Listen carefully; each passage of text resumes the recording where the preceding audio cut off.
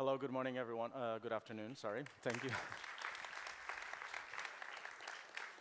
Apologies for the slight delay. We'll try to compensate with the rest of the talk. Thank you for inviting me to be here.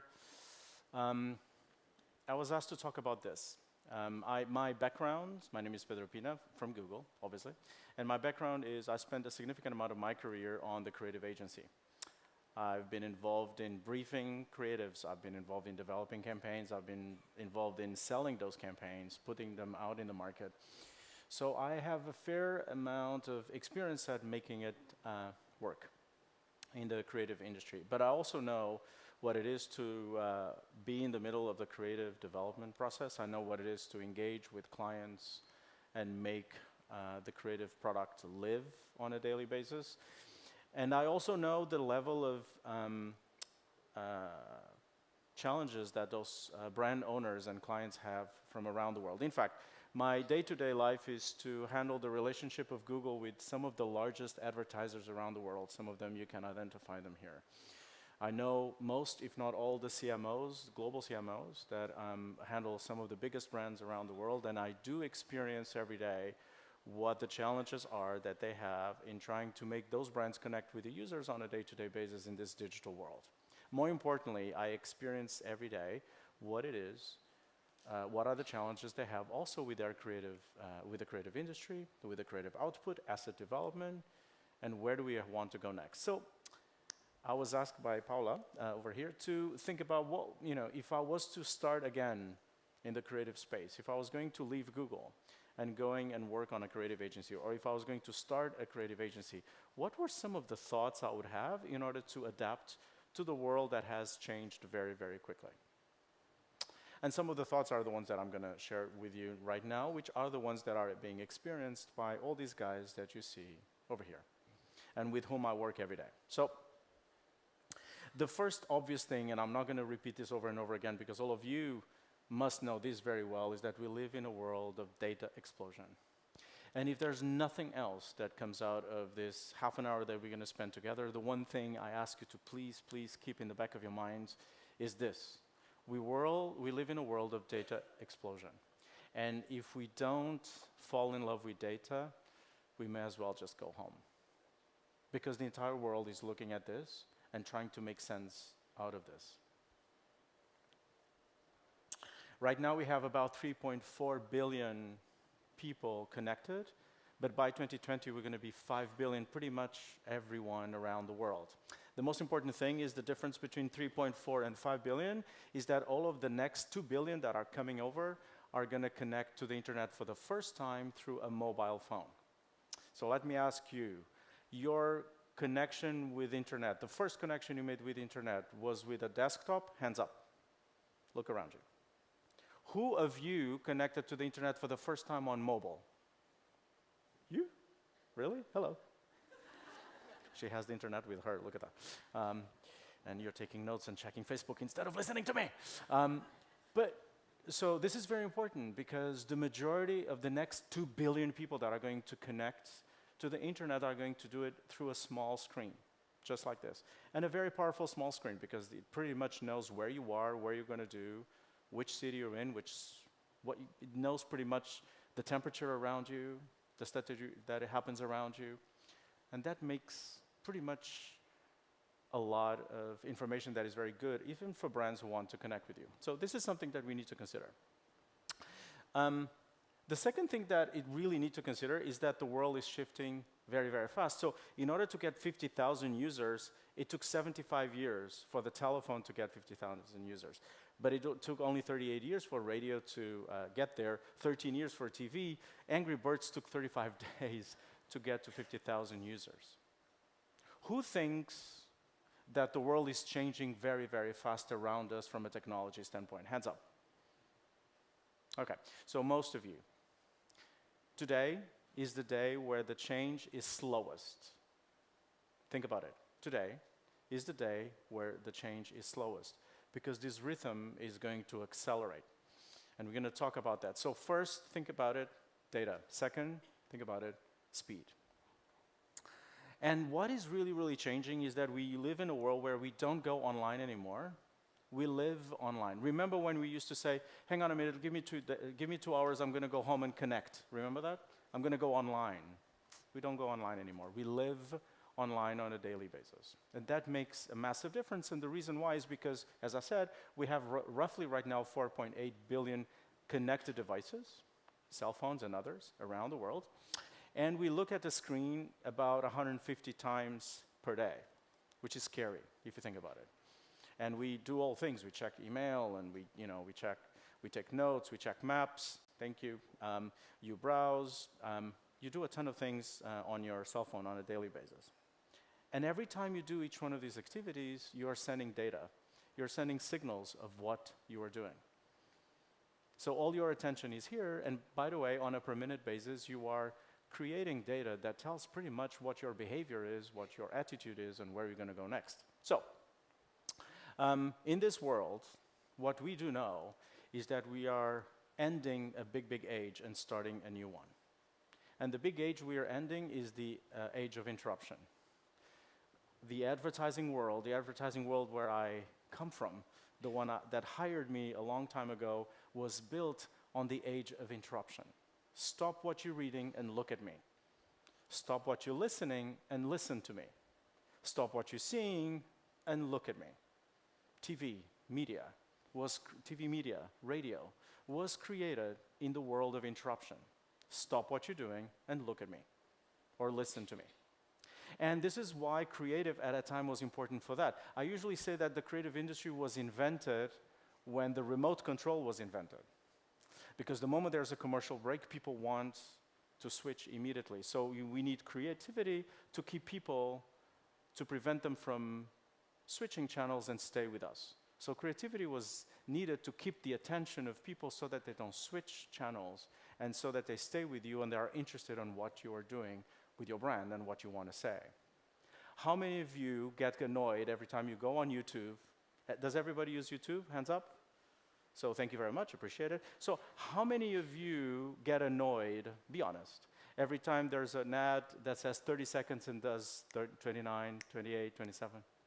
Oh, look at that, you got annoyed. Oh, I see. Well, so here's the news. 70 years of industry was created without annoyance. Think about it. For 70 years, we created an industry that was annoyed. Now you have the choice.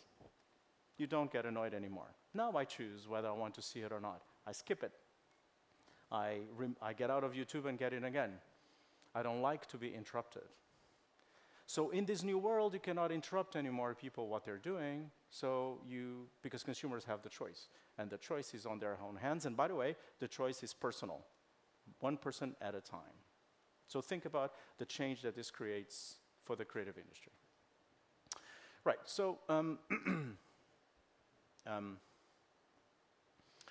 I fundamentally believe, and we at Google believe, that data is actually rich with human stories. And if you look at data, we can actually build beautiful stories around them.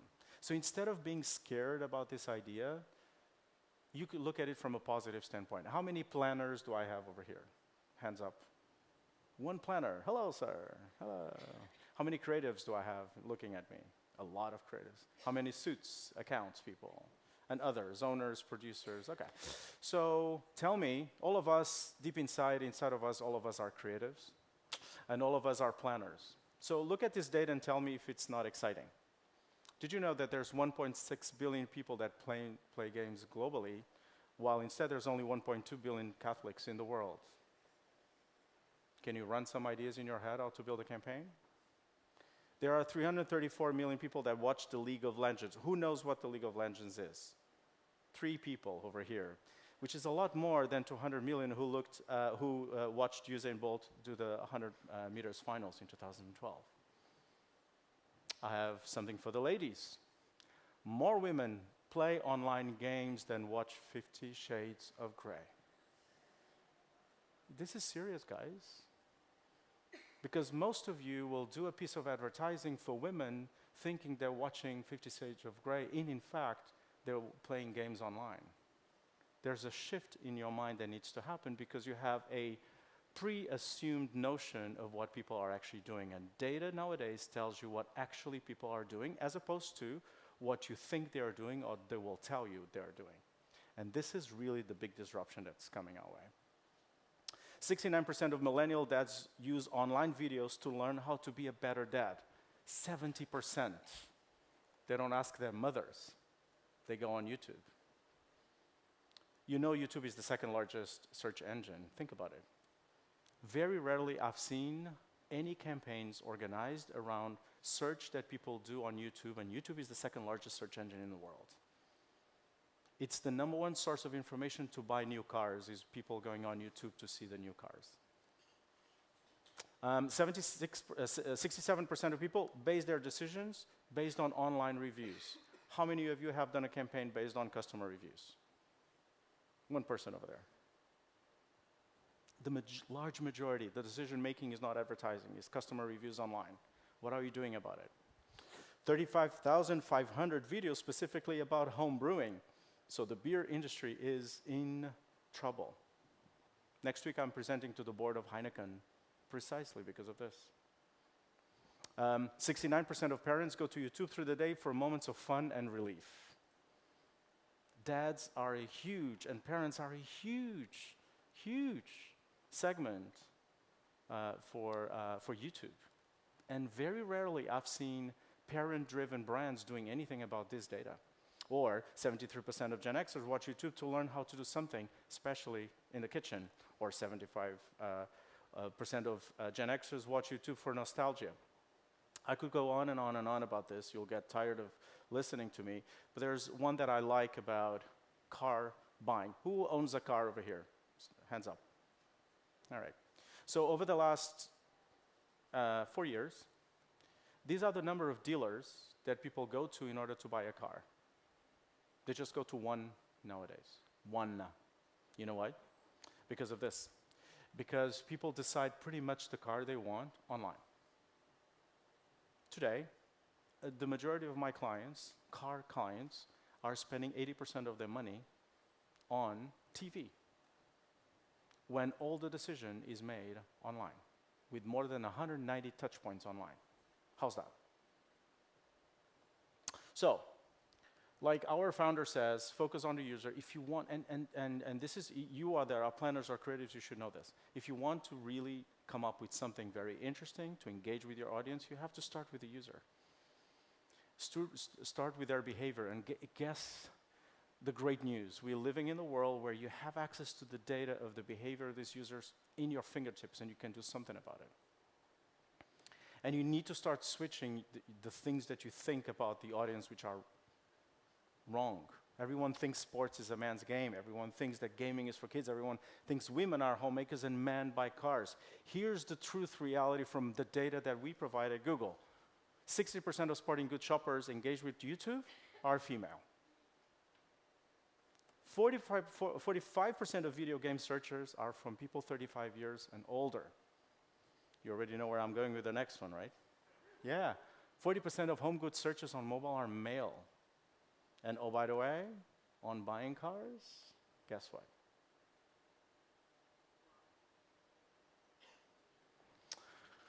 So these facts are evidence that online changed dramatically the way we live and should change the way you think about the user.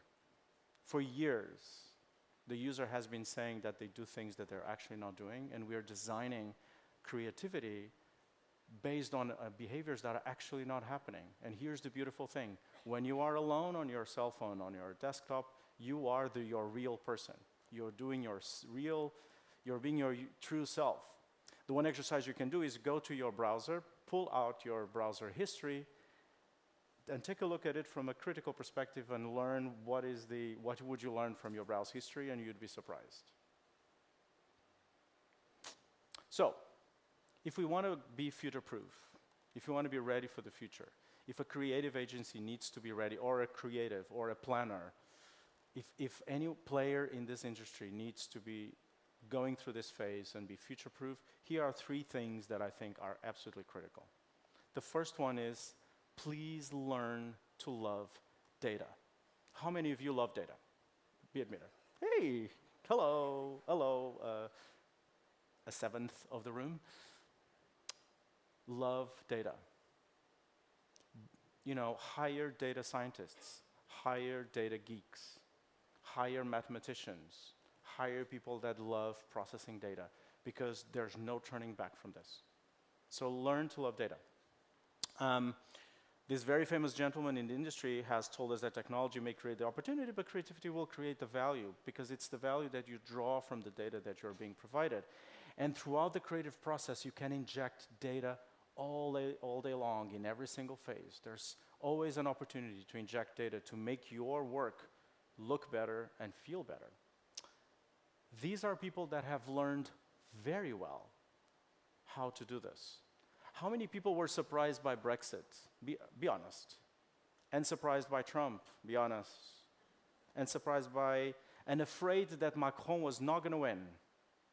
We live in a world that has a ton of data, and we are surprised by the Brexit rising, and we are surprised by Trump, and we are surprised that David Cameron got a majority when he won the election, and we are surprised, and we are afraid that despite the polls, despite the data, official data, that Marine Le Pen may win. Clearly, we're not looking at data, but guess what? These people were. And as everyone has learned, a lot of these people have a data-driven strategy to win consumers. And by the way, when you say take back control, this was not Nigel Farage that came up with that sentence just like that. There was data analysts going through data, sifting through data, and picked up that what drove voters the most in the UK was the idea of taking back control. That was the one thing they wanted, control. This is marketing 101. This creativity 101. And Make America Great Again is the same thing. These are two amazing lines from a copyright standpoint. We all hate it, I hate it, but they are amazing. They are changing the world because they simply had access to consumers, they listened to the consumers, and they played back what they wanted. This is the ultimate example of a data-driven strategy, of people who love data. So we have to learn with this, because data can help you understand the audience better, as I told you before. It can help you target more precisely, as I said, discover what works best. You can define pretty much on a video, second by second, what is keeping the retention of your audience and what isn't. And know exactly what the world is asking for. We are constantly connecting through our search engine to really understand what people are asking for, their anxieties, what are their first thoughts, where they're going to go next, and we can help you succeed in doing that. One of our clients, Axe from Unilever, did a really, really good job. They needed to reposition their brand. As you know, Axe is a brand that does, it's all about male self-confidence. And is it starting already? No. And the question was, we found out that people, fundamentally, when it comes to male dominance, this was not about guys getting the girls anymore. Who remembers the Axe and Lynx campaigns of guys getting girls? Yeah, of course. But it was not about anymore. Online, what they were anxious about what it's okay for a guy to be. They are very, very, very anxious about their masculinity and what it's okay for them, what is the okay behavior for them to do this. How did we find out? Through their behavior online. We found out this beautiful insight that guys are looking for a license to be okay by themselves. And we developed an entire platform, an entire campaign around that. Let's take a look at the video. Is it okay to be skinny? Pass the ball, bro. No. Is it okay to not like sports? Is it okay to be a virgin? To experiment with other guys? Is it okay for guys to wear pink? Is it okay for guys to be nervous? To have long hair? To like cuts? To take a selfie? To shave your... To be depressed? To be scared? Wait, is it okay for me to be the little spoon? Come on, man. Is it okay for guys to... Go online to search and see for yourself.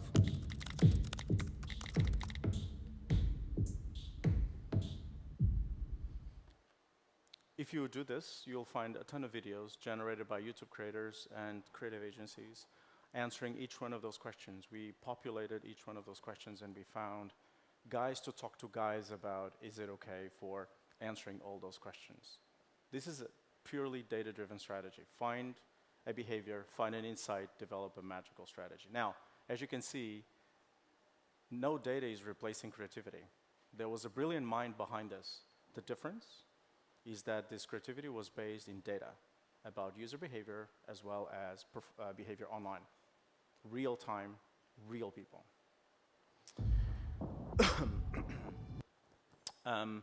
The next one I have is Noah Trevor. Who knows Noah Trevor, more or less? Some of you, not really. This guy is amazing. It's tremendously successful in the US, big critical of the political system. He does the Daily Show, replacing Jon Stewart before, and has a huge following. People are in love with him. They want to know what he thinks about stuff. He does programs every day, but no one knows how he feels about different facets of his political position. So they asked us to do a campaign for him, and this is... Hey there, Trevor Noah, new host of The Daily Show. You know, it seems like every day I get the same questions. How do you like America? Do you have a girlfriend? You're going to ruin The Daily Show, aren't you? And I always say the same thing. Mom, I'm just really busy right now. Just search the internet like everyone else.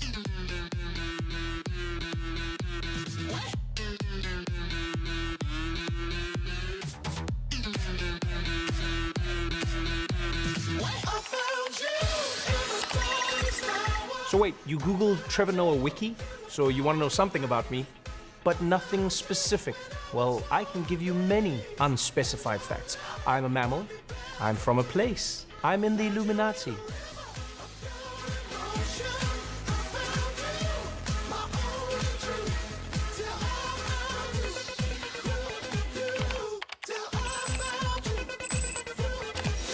Oh, so you want to find out who my girlfriend is? Well, guess what? It's you.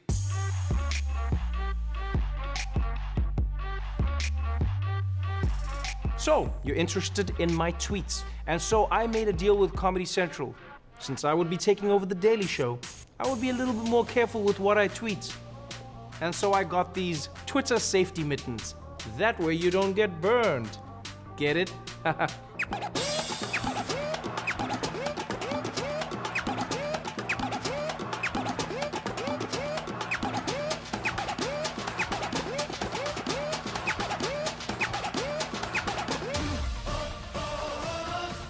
You want to know how old I am? I'm 72 years old. Yes, I know what you're thinking. What's my secret? Well, moisturizer, clean eating. Oh, and this cursed portraits.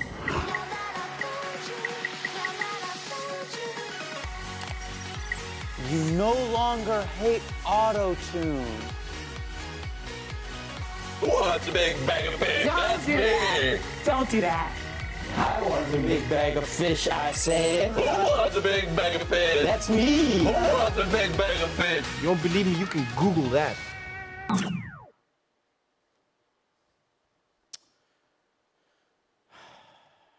So, learn to dev data, hire data scientists, people that the only thing is sift through the data. There's a ton of data that can come from Google, from YouTube, from Facebook, from Twitter.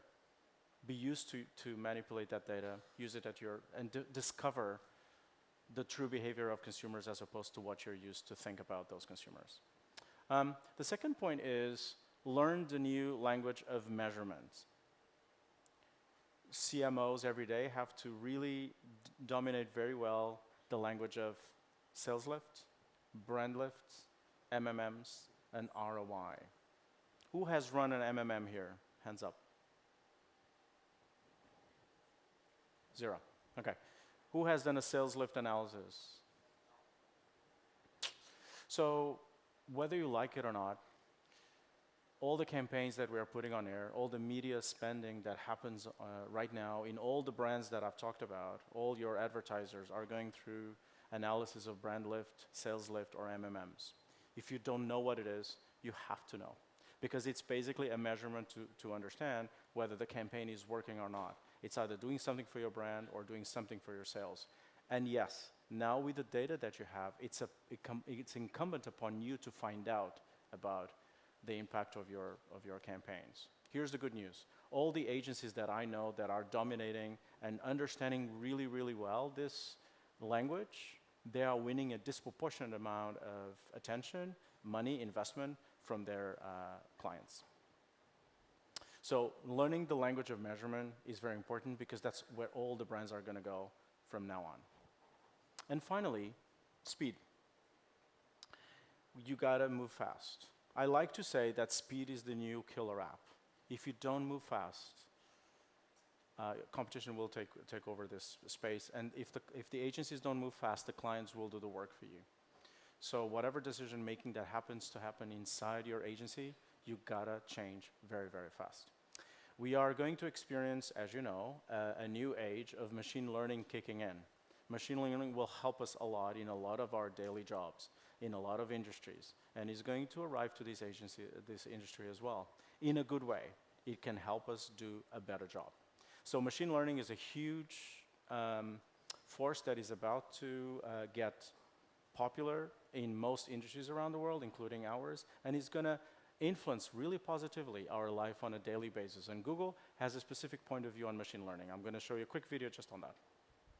But this is just to tell you, so far, if you believe that speed has been relatively slow, growing, speeding up very quickly, we believe that for the next 10 years, the level of computational capacity that our machines are going to have are going to be higher than the ability of a human brain processing data on a daily basis.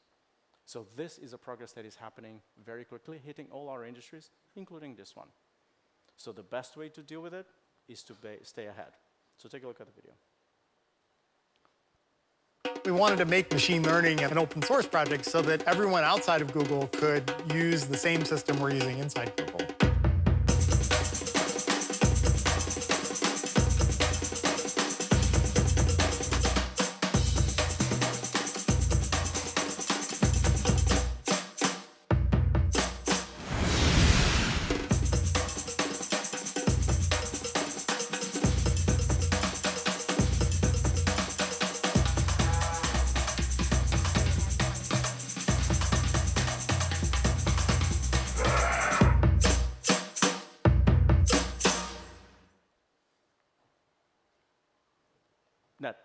These were the 3 things I wanted to tell you. Learn to love data, learn the language of measurement, and start preparing to move very, very fast. Thank you very much.